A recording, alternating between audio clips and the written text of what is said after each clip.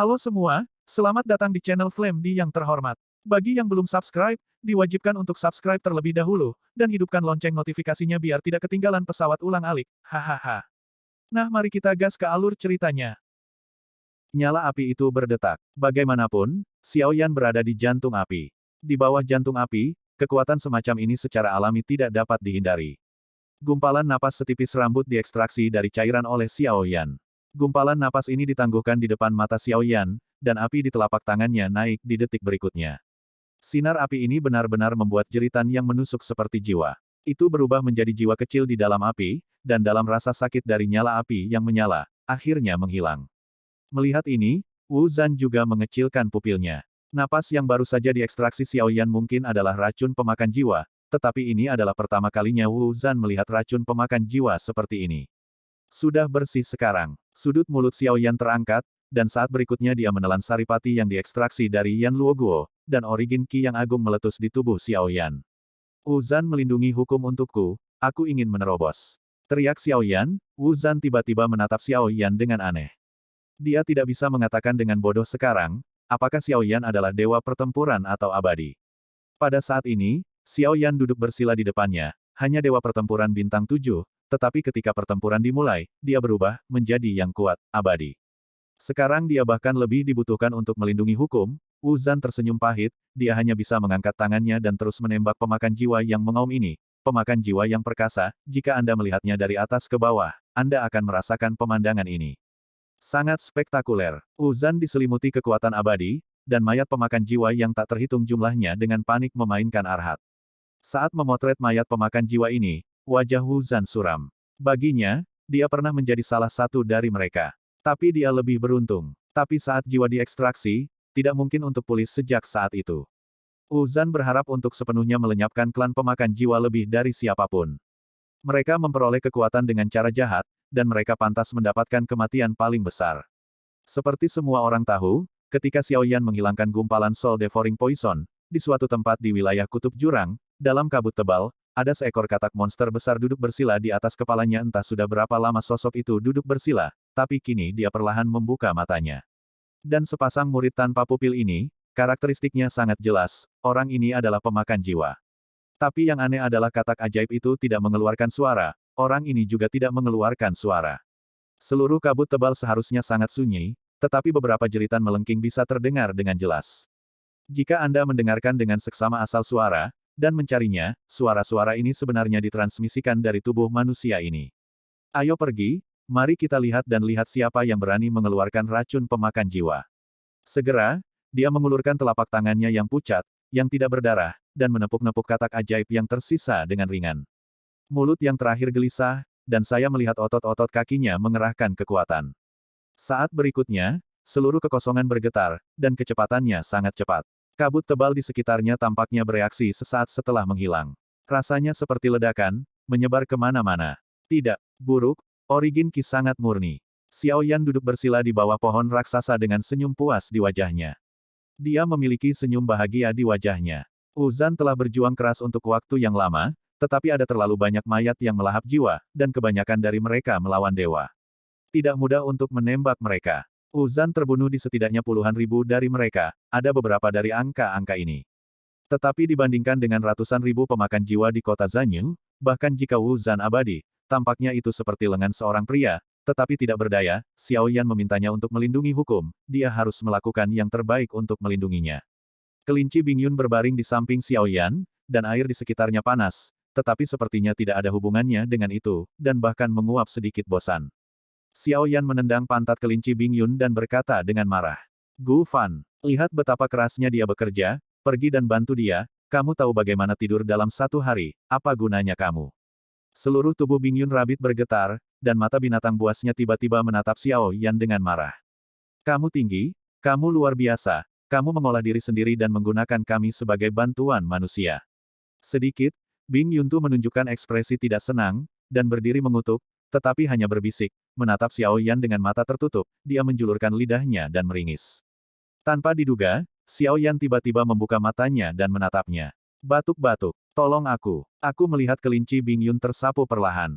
Kemudian ia mulai menarik napas dengan panik, dan tubuhnya mengembang dengan cepat seperti balon, dan akhirnya mengembang hingga tingkat yang luar biasa.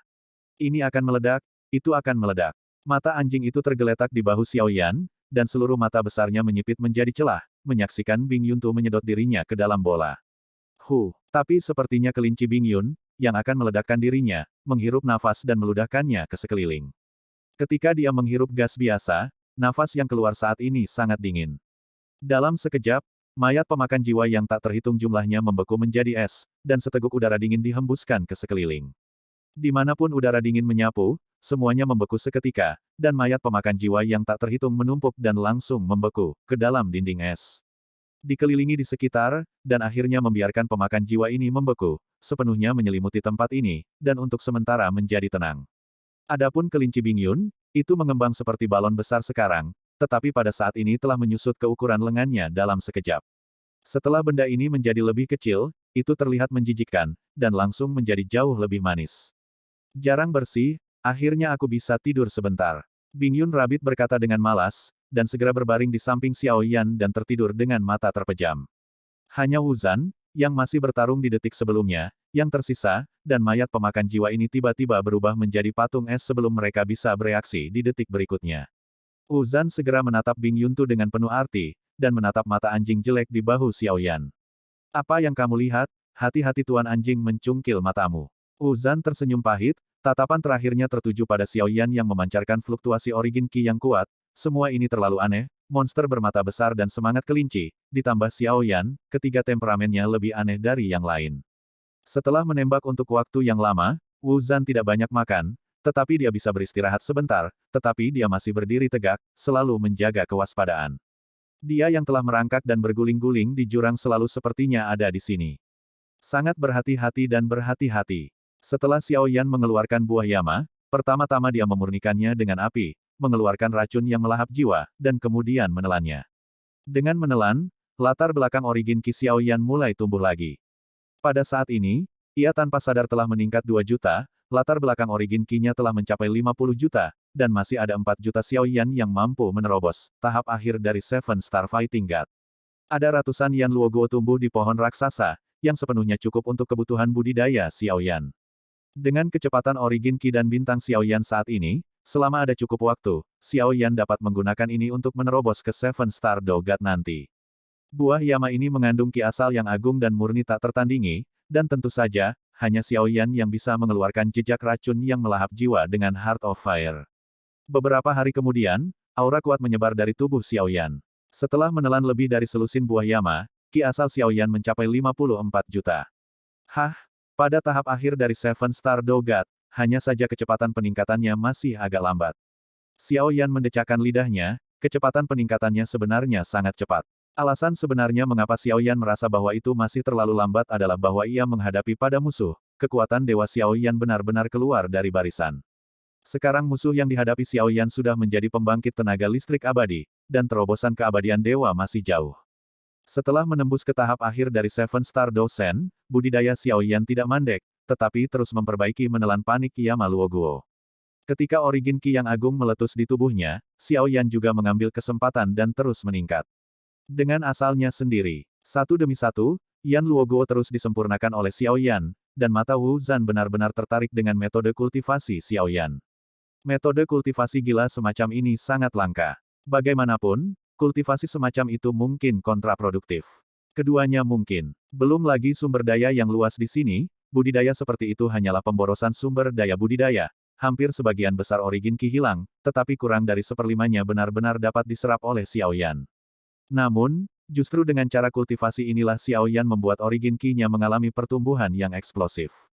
58 juta, 60 juta, Xiao Yan masih tenggelam dalam kultivasinya saat ini. Pemakan jiwa di sekitarnya dibekukan menjadi dinding es oleh kelinci Bing Yun. Setelah bertahan lama, akhirnya runtuh, pemakan jiwa yang tak terhitung jumlahnya meraung lagi. Wu Zan tiba-tiba mengerutkan kening, dan tiba-tiba melihat ke udara. Ada teriakan di kabut tebal di ujung yang jauh. Pada saat yang sama, semua orang di Pulau Zanyu mengangkat kepala mereka dan mata mereka bergetar. Dia di sini. Bagaimana bisa? Menurut waktu, setidaknya 10 tahun, bagaimana bisa tiba-tiba datang lagi? Aku belum menyiapkan jiwaku. Apakah kamu ingin langsung menelan jiwa kami? Di bawah kumpulan mata yang tak terhitung jumlahnya, bayangan hitam besar yang tak tertandingi dalam kabut tebal, tiba-tiba, adalah katak ajaib dengan ukuran tubuh lebih dari 10 meter. Tetapi fokus mata bukan pada katak ajaib, tetapi pada pria berjubah putih yang duduk diam di atas kepala katak ajaib. Saudara Huzuo, dia benar-benar ada di sini. Di suatu tempat di Pulau Zanyu, semua orang bersembunyi dalam kegelapan, seolah-olah mencoba menemukan rasa aman di hati mereka, tetapi semua orang juga mengerti bahwa ini hanya masalah mencuri bel.